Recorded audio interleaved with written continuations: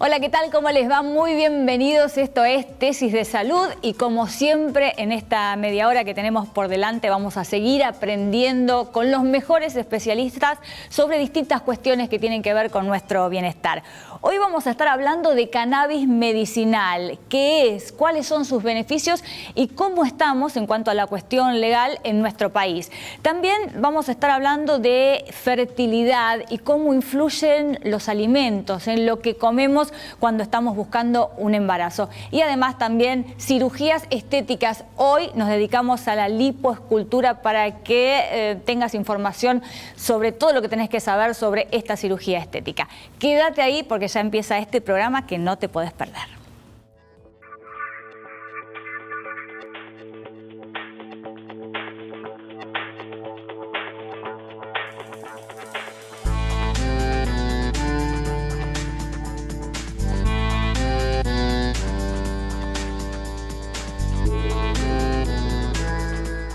La doctora Natalia Fernández Peri es directora médica de IBI Buenos Aires, médica especialista en temas de fertilidad. ¿Qué tal, Doc? Gracias por estar hoy con nosotros. Y hoy nos vamos a abocar dentro del tema de la fertilidad a la cuestión de los alimentos y cómo juegan, qué papel juegan cuando uno está buscando un embarazo. ¿Hay alimentos que mejoran o empeoran la fertilidad femenina? Mira. El año pasado fui a un curso en San Diego, es un curso que es famoso, donde están los que inventaron la medicina reproductiva, están todos ahí, dando clase, ¿no? Me llamó mucho la atención como todos estos médicos especialistas hacían hincapié en el estilo de vida y en la alimentación. O sea, hubo uno que su charla fue de esto. A ver, ¿hay un alimento? No hay un alimento. Lo que sí hay un estilo de vida. Es decir, sí hay que hacer foco en la alimentación cuando uno está buscando un embarazo. Cuando las pacientes porque muchas pacientes, ¿y qué puedo hacer yo, doctora, para ayudar en el tratamiento? Sí. La realidad es que yo, parece medio broma, pero yo digo, mira, por lo pronto seguís siendo feliz y tenés que ser una mujer que se alimente bien, tener un peso adecuado y hacer ejercicio. Hoy en día, si uno tiene en cuenta, se habla mucho de los antioxidantes, ¿sí? La realidad es que los antioxidantes sirven. Y también tenés que tener en cuenta que cuando yo veo a una paciente, yo no solo veo el tema reproductivo puntual, yo tengo que ver una mujer que se va a embarazar. O sea, estoy viendo una futura mujer embarazada. Claro. Entonces, a mí la realidad, la obesidad tiene que ver con los resultados en medicina reproductiva, pero también yo tengo que cumplir el factor de decirle, mira, ojo, porque un embarazo con obesidad no es lo mismo que un embarazo con un peso adecuado. A ver, ¿cómo afecta la obesidad, la búsqueda del embarazo y posteriormente el embarazo? Acá hay que hacer como dos grandes diferencias. Una cosa es la búsqueda en casa, de una mujer donde todavía no tiene un diagnóstico de esterilidad y empieza a buscar. Sí. La realidad es que la obesidad, el tejido graso, genera hormonas. Esas hormonas te pueden traer alteraciones del ciclo menstrual. Y las alteraciones del ciclo menstrual pueden traer una esterilidad secundaria a esto. ¿Sí? Entonces, y lo mismo que el bajo peso. Esas mujeres con bajo peso extremo, con anorexia, lo primero que pierden es el ciclo menstrual, la menorrea, que puede ser una menorrea 100% o no, que pierda el ciclo. Un ciclo es algo que pasa cada 28 días. Y bueno, por ahí no la pierde del todo, pero deja de ciclar cada 28 días. Entonces, la realidad es que en casa eso sería lo más importante, tener un peso adecuado para que todo tu organismo funcione como tiene que funcionar y por lo tanto vos ovules a mitad de ciclo, como debe ser, y que te venga la menstruación cuando te tiene que venir, o no si estás buscando embarazo. Claro, ahora el tema es que si vos afectas la ovulación, vas a afectar la búsqueda del embarazo. Claro, el peso adecuado tiene que ser también con una alimentación de calidad, ¿no? Tal cual. Después viene todo lo de los micronutrientes. Yo soy una convencida de que hoy en día la vida moderna, la forma de comer, y no solo de comer, la forma de vivir. Por ejemplo, hoy está muy de moda también el tema de la vitamina D, la hipovitaminosis D. En todas las especialidades creo que estamos todos hablando de la vitamina D. En medicina reproductiva puntualmente se han hecho muchos trabajos de investigación. Hay un grupo de trabajos que dicen que sí, que sirve, otros que dicen que no. No se terminan de poner de acuerdo, pero lo que sí se ponen de acuerdo es la vitamina D es muy fácil suplementarla. Entonces, la medimos, la que la tiene baja la suplementamos. ¿Por qué te digo que tiene no solo que ver con la alimentación? Pues la vitamina D tiene que ver con la exposición al sol. También. Entonces, la vida moderna, en departamentos donde la gente no está al aire libre, no era lo mismo antes la mujer que trabajaba el campo, tenía la huerta y se iba a arreglar la huerta y le daba el sol. Claro. Hoy en día no te da el sol en la ciudad. Claro, claro. Entonces, son un montón de cosas que hay que tener que en quizá cuenta. hay que suplementarla, ¿no? ¿Es lo mismo el foco que hay que hacer en la alimentación cuando uno busca un embarazo, como decís, en casa, sin asistencia, que cuando ya hay que recurrir a tratamientos de fertilidad? Hay que darle la misma importancia. ¿Por qué? Porque no es que yo soluciono todo con la medicina reproductiva. La obesidad sí hay trabajos que demuestran que primero la paciente va a responder menos a las hormonas. ¿Por qué? Porque no es lo mismo una dosis de un medicamento que se tiene que repartir en un peso corporal que en una mujer que pese el doble. Por lo tanto, yo para buscar el mismo efecto tendría que aumentar las dosis, cosa que tiene mucho que ver con el precio, porque las drogas que nosotros utilizamos son muy caras. Entonces yo podría obtener mejor respuesta con menos cantidad de medicación, gasta menos efectos adversos, o sea, tiene mucho que ver. También se vio que tienen menor tasa de implantación, los endometrios de mujeres obesas se implantan menos los embriones. Hay un montón de cosas. Nosotros en la consulta hacemos bastante hincapié. Yo a mis pacientes les digo, mira, yo puedo hacer un montón de cosas para ayudarte, pero acá hay una línea y de acá para acá las tenés que hacer vos. Entonces, si yo te digo, tenés que tener un peso adecuado, tenés que tener un peso adecuado. Y la realidad es que es bastante complicado que las pacientes lo entiendan y lo logren. Pensá que una paciente que está en el medio de un tratamiento de reproducción asistida tiene un montón de cosas, su estado de ánimo está muy revolucionado, claro. Entonces pedirle... Tiene una sensibilidad extrema, ansiedades, ¿no? Cosas que te hacen comer más. Entonces yo le digo, ya tenés que bajar de peso y cuando vuelve a la consulta está más gorda. Le digo, pues te dije que tenías que bajar, ¿no? Y bueno, porque no es solo el tema del peso, es un conjunto de cosas. O sea. Bueno, mencionabas recién también el problema cuando el peso está por debajo del peso saludable. ¿Qué pasa con esas mujeres que, bueno, uno está tan atento, ¿no?, a los kilos de más, etcétera, que cuando logran un embarazo no se terminan de acomodar con su imagen corporal y quieren bajar de peso? O la no? realidad es que si vos me preguntaste, me llegan más pacientes obesas que pacientes con bajo peso extremo. A ver, que tengas bajo peso no pasa nada, el tema es que hay un bajo peso saludable y un bajo peso que no es saludable. Que incluso incluye enfermedades que tienen que ver con trastornos alimentarios. La realidad es que en pacientes donde uno detecta que está con un bajo peso no saludable, en una consulta de medicina reproductiva, lo conveniente es frenar, decirle, mira, la realidad es que yo así no puedo embarazarte. No es que no pueda, por la técnica la puedo hacer y logro el embarazo, seguramente que sí, pero por la salud de la paciente y la salud del futuro bebé, habría que parar, ver por qué está con anorexia, bueno, y tratar eso primero antes de continuar con el tratamiento. Con el tema de la edad, ¿hasta qué edad aceptás una paciente que quiere ser mamá?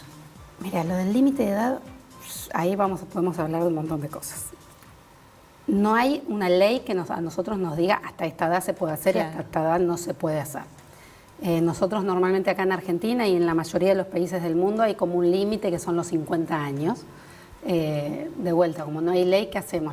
Todas las clínicas que hacemos este tipo de tratamientos nos aunamos en una sociedad que se llama la Sociedad Argentina de Medicina Reproductiva, donde todos más o menos nos ponemos de acuerdo en el límite de edad. De vuelta, es tan estricto, tenemos que ser tan estrictos con el límite de edad. La verdad, nosotros en nuestra clínica somos estrictos, después de los 50 años no hacemos tratamiento, pero vos decís, pero por ahí hay una mujer de 35 años que está en muchas peores condiciones que en una de 50 que hace ejercicio, que es saludable, que tiene, claro, una buena dieta. Por ahí tengo una paciente de 35, hipertensa, obesa, diabética. Sí, que la edad cronológica es distinta, hay un límite, es más ético por ahí que médico, pero sí hay un límite que son los 50 años. ¿Y cuánto se dificulta, ¿no?, la posibilidad de quedar embarazada con la edad? ¿Cómo es la progresión? Mucho. Si vos me preguntás hoy, el mayor flagelo que tenemos en la medicina reproductiva es la edad. Si la consulta, las pacientes que tenemos en la consulta hoy, la media de edad es 38 años, de mujeres que vienen a buscar su primer hijo. Entonces, cuando la gente me dice, ¿pero qué pasa? Está de moda la esterilidad. A todos lados que voy, sí, voy a un asado y hay 2 mujeres que no pueden quedarse embarazadas y que están haciendo tratamiento. No, lo que está de moda es tener hijos a mayor edad. Mayor edad. Y eso, podemos estar divinas, pero la realidad es que el ovario envejece a pesar de todas las cremas que nos pongamos en la cara. Claro. Y Hay como una especie de contradicción, ¿no? Porque es verdad, últimamente la mujer envejece mucho más grande mejor. envejece mucho mejor, pero la naturaleza se quedó estancada, no progresa, ¿no? Y Por lo entonces menos es no ha muy avanzado difícil hasta para ahora. en la consulta hacerle entender a esa señora Claro. que se ve divina, está fantástica, se siente genial, de que sus ovarios no le acompañan en ese envejecimiento. Ahora, existe para eso el congelamiento de los óvulos, ¿no? Como solución para contrarrestar ese La problema. realidad es que hoy en día podemos ayudar mucho con el tratamiento de preservación de la fertilidad. También hay que tener en cuenta que no es la solución 100%. Vos vas a tener un número de ovocitos guardados que el día de mañana te van a permitir hacer un tratamiento con las tasas de éxito de la edad en las que los guardaste. La realidad es que no tenemos tasas del 100%, pero es una muy buena herramienta en una mujer que tal vez se encuentre a sus 30 y pico pocos. Lo ideal es hacerlo antes de los 35 años, por el tema de la calidad de los óvulos. Claro. Después de los 35, ¿yo puedo guardar ovocitos? Sí, los puedo guardar. Lo que pasa es que voy a estar guardando unos óvulos de baja calidad que tal vez el día de mañana no terminen en un embarazo, que es para lo que lo están guardando. Ahora, la posibilidad de éxito depende o tiene que ver exclusivamente De la con edad. la calidad de... Sí, la técnica funciona fantásticamente bien. Hoy en día se utiliza diariamente, por ejemplo, los tratamientos de ovodonación. Hoy en día tenemos bancos de óvulos guardados, congelados. que Claro, pero funcionan. la parte de la implantación no tiene que ver, la edad no afecta El tanto útero esa es parte. mucho más fiel. Ajá. Acá el problema es la calidad del óvulo.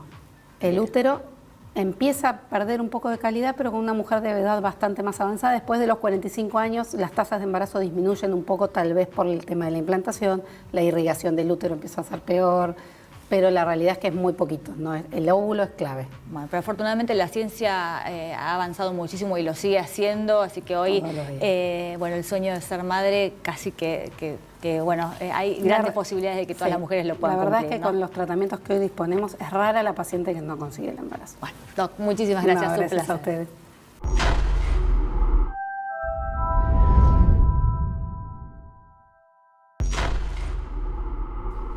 Bueno, vamos a dedicarnos un poquito al tema de la estética ahora y por eso está con nosotros Michael Milito, médico cirujano plástico. Muchísimas gracias, Michael, Fanny, por estar hoy con nosotros. Y una de las cirugías más pedidas tiene que ver con la liposcultura. ¿Nos vas a contar un poquito de qué se trata esto? ¿Cuáles son los riesgos? ¿Qué podemos lograr con la liposcultura? A ver, arranquemos. Muy bien, sí. La liposcultura, sí, las técnicas más comunes pueden ser láser o convencional, ¿sí? La que es con láser, que es la que está un poco más de moda últimamente, lo que aporta es que en vez de eliminar la grasa de forma mecánica, es decir, golpeándola, la elimina quemándola, ¿sí? ¿Cuál es el beneficio de esto? Sí, que la retracción luego del tejido de la piel es mucho mayor. Entonces el resultado es mayor y a la vez al quemarla podemos hacer todo lo que es mucho más parejo la zona, ¿sí? Entonces quedan menos irregularidades que con la técnica convencional. A ver, ¿se considera una cirugía de todas formas? Se considera una cirugía que debe hacerse en un sanatorio, ¿sí?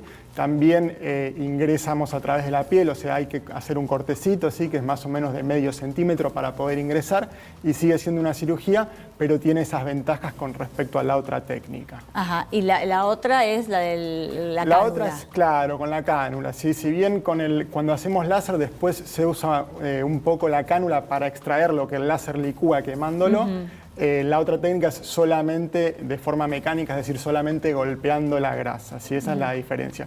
Para un paciente que tiene bastante sobrepeso, la realidad es que se puede hacer cualquiera de las dos técnicas. Pero para el paciente que quiere definir bien el músculo y buscar marcar bien los abdominales, por ejemplo, la técnica de láser es mucho más útil. ¿Para qué se recomienda una liposcultura? Bien, es importantísimo saber bien a qué paciente se lo vamos a indicar. Por ejemplo, un paciente que bajó demasiados kilos de peso ya no es para este tipo de cirugía porque ya le sobra mucha piel. El paciente ideal es un paciente que tiene un poco de sobrepeso y que tiene esa grasita que no puede eliminar, que va al gimnasio, se entrena, pero sigue estando esa grasita, ¿sí? Esa grasa el cuerpo la entiende como grasa de almacenamiento. Quiere decir que lo guarda solamente para situaciones extremas. Entonces, con gimnasio y con dietas es muy difícil que la logre eliminar. Ese es el paciente ideal para este tipo de cirugía. Es decir, que primero hay que hacer un tratamiento Sí. que tiene que ver con la alimentación, Exactamente. con el gimnasio, digamos. Exactamente, sí. Primero si se no, empieza con eso y si eso no da resultado y todavía sigue estando un poquito el el tejido graso se elimina muy bien con este tipo de cirugías y la realidad es que cuando queda ese poquito de grasa no se va a eliminar haciendo más dieta y más ejercicio. Ajá. ¿Y en general en qué zonas queda esa grasa acumulada? Muy bien. Normalmente en la mujer se da más que nada en el centro del abdomen y en los flancos, ¿sí? Y en el hombre es más que nada en la zona central del abdomen, justo alrededor del ombligo. También la mujer consulta mucho para esta cirugía por el tema de las piernas, ¿sí? Más que nada la cara interna y cara externa de los muslos, y ahí anda muy bien, ¿sí? O también puede ser para el tema de los brazos y si no también para la papada. Esos son los lugares más comunes donde la realizamos. ¿Es dolorosa? No es dolorosa, sí, obviamente lleva un posoperatorio. La idea, el paciente hoy en día no tiene por qué sufrir de dolor, ¿sí? Entonces siempre se indican analgésicos y es muy variable la escala de dolor del paciente, pero la idea es que no la pase mal con dolor. Entonces, en caso de que le duela, se aumentan los analgésicos y si no le duele demasiado, se van disminuyendo, ¿sí? ¿Y cómo es el posoperatorio? ¿Cuánto dura? Bien, el posoperatorio, lo más agudo son los primeros 2 días, donde puede haber un poquito más de molestia, y lo que es importante es que todo el primer mes el paciente debe llevar una faja, ¿sí? Lo que hace la faja es que el tejido permanezca pegadito, ¿sí? Entonces que la cicatrización vaya bien pegado la piel al músculo que está por debajo, ¿sí? No darle lugar al cuerpo que genere líquido entre la piel y el músculo. Claro. ¿sí? Ahora, esa grasa que se extrae, ¿puede volver? ¿Cómo hay que cuidarse Es una muy buena después? pregunta. El tema que tiene esta cirugía es que está descrito que la grasa, si el paciente luego, imaginemos que engorda mucho, va a tender a engordar en zonas donde no hicimos la cirugía, ¿sí? Por ejemplo, si hicimos en el abdomen, va a tender a engordar en las caderas, por ejemplo. Mira, ¿y hay una edad a la que no se puede hacer esta cirugía o a qué edad se recomienda hacer? Sí, obviamente cuando el paciente es muy joven, antes de los 18 años no se indica, ¿sí? Pero cuando ya lo más común es que consulten entre los 20 y los 40 años más o menos, y es una cirugía que tiene la particularidad que consultan de la misma forma tanto hombres como mujeres, y está muy parejo. ¿Hay posibilidad de hacerla en forma ambulatoria? Cuando es una zona muy, muy pequeña, se puede pasar el láser simplemente en una zona, por ejemplo, en una papada, pero solamente así, ¿sí? Ya cuando es una cirugía debemos hacerla en un sanatorio. ¿Sí? ¿Y es una cirugía que en general se puede volver a hacer?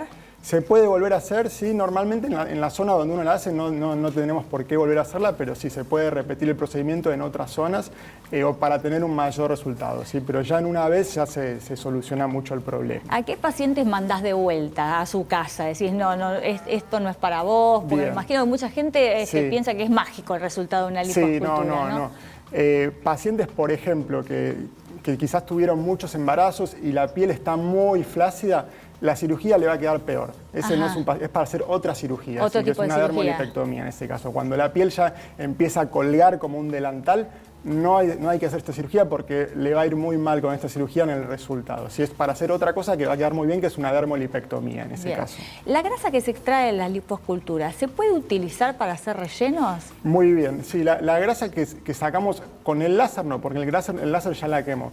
Pero hay pacientes que, por ejemplo, que desean moldear más el glúteo, entonces en esa parte se extrae la grasa sin láser en una porción y esa grasa sí se puede utilizar para hacer o glúteos o rellenos faciales también. Es decir, te sacan, ponerle la grasa del abdomen, claro. y esa misma grasa se utiliza para un aumentar el glúteo volumen del aumentar, glúteo. Claro, para el rostro también, para aumentar, por ejemplo, el volumen de los pómulos, ¿sí? Lo que hay que tener en cuenta es que mucha de esa grasa se va a reabsorber, ¿sí? Para el rostro quizás es mejor utilizar ácido hialurónico, ¿sí? Habría que estudiar bien el caso. Es que ¿te dura cuánto tiempo? La grasa que prende dura, ¿sí? Ya una vez que el cuerpo la incorpora ya dura muchos años. Pero el problema es que del 100% no prende ese 100%, prende más o menos la mitad. Bueno, es increíble lo que pueden hacer ustedes, la verdad que pueden convertir a una mujer, a un hombre en lo que desea. ¿Se hacen más mujeres u hombres este tipo de Esta cirugía? está muy pareja, la verdad que es la ¿Cabeza cirugía a que cabeza? más parejo está, Vamos. exactamente. Sí. Bueno, aprendimos un montón de lo que es la gracias. liposcultura. Michael, un placer como siempre tenerte acá en Tesis. Bueno, muchas gracias.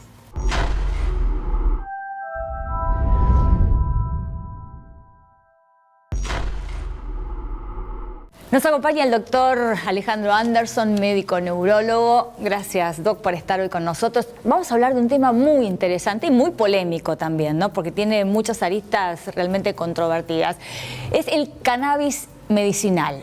A ver, ¿para qué sirve el cannabis? ¿Nos vas a explicar todo? ¿no? Lo que quieras, Paula, Bueno. y gracias por invitarme. Bueno, empecemos por definir qué es el cannabis medicinal. Mira, básicamente es emplear los derivados de la planta de la marihuana como tratamiento para las enfermedades o para los problemas de los pacientes. Eso es concretamente. A ver, vamos por partes. ¿Está comprobado que sirve para mejorar la salud o para enfrentar el dolor o mejorar o paliar el dolor, por ejemplo? Bueno, como esto te rompe el esquema habitual que uno tiene en la cabeza, y sobre todo nosotros los médicos, que tenés un fármaco, una enfermedad, acá tenés un fármaco con mucha complejidad y muchas posibles enfermedades, tenés muchos trabajos científicos, más de 10.000 publicados, para diferentes enfermedades.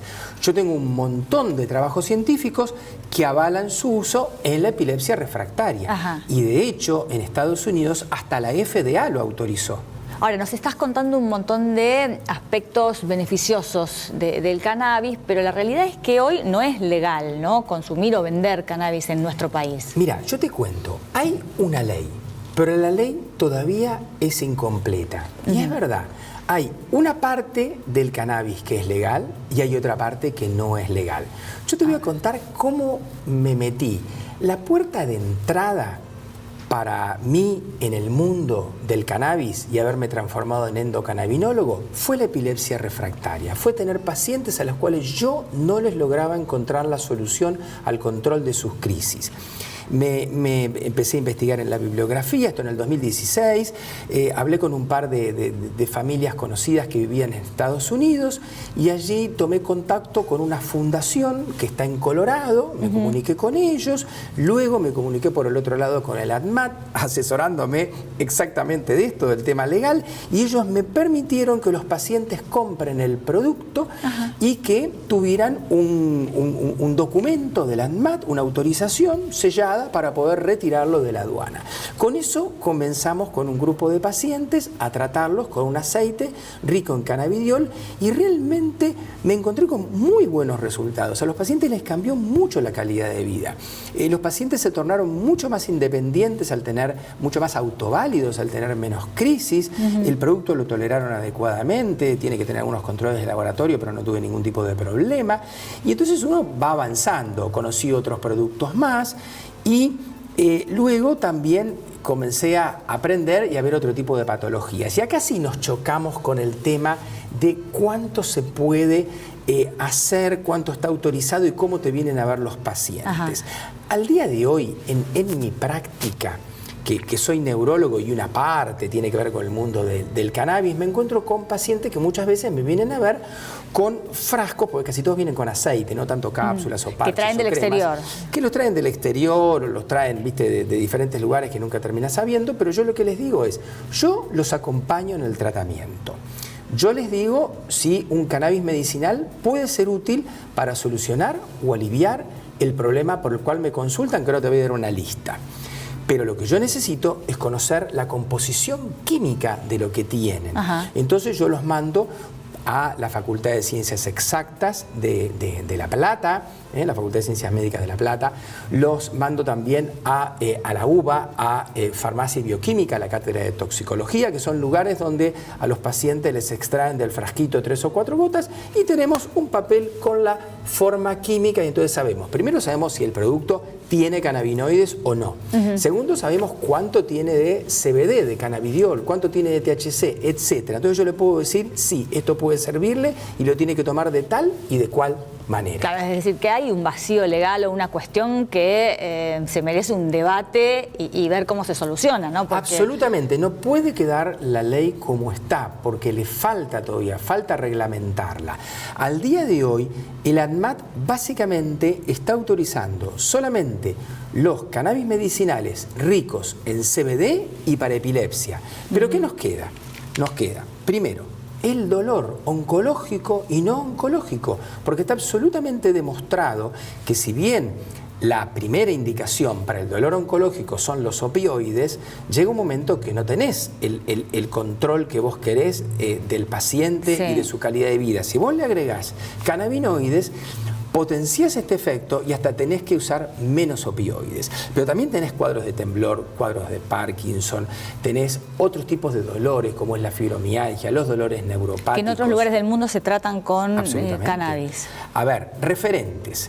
¿Quién es, por decirlo así, el número uno, el que comenzó y el que inventó en cierto sentido el término cannabis medicinal? Canadá. Pero obviamente que también es un referente muy importante, Estados Unidos e Israel, con un investigador que se llama Mechulian, que es el que descubrió los receptores a los cannabinoides en nuestro cuerpo. ¿Y sabe cuál fue la sorpresa? Viste que todas las células del cuerpo, todas las neuronas, se comunican entre sí por sustancias químicas, neurotransmisores, mensajeros químicos.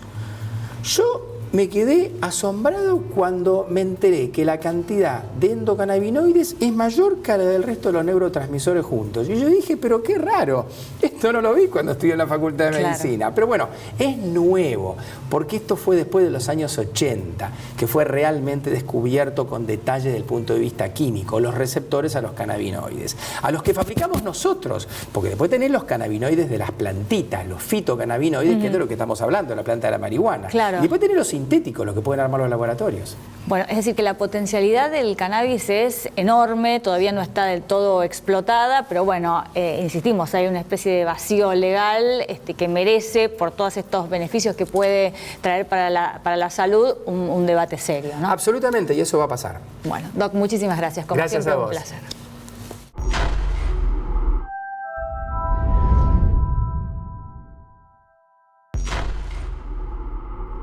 Y así llegamos al final del Tesis de Salud del día de hoy, pero tenemos revancha la próxima semana.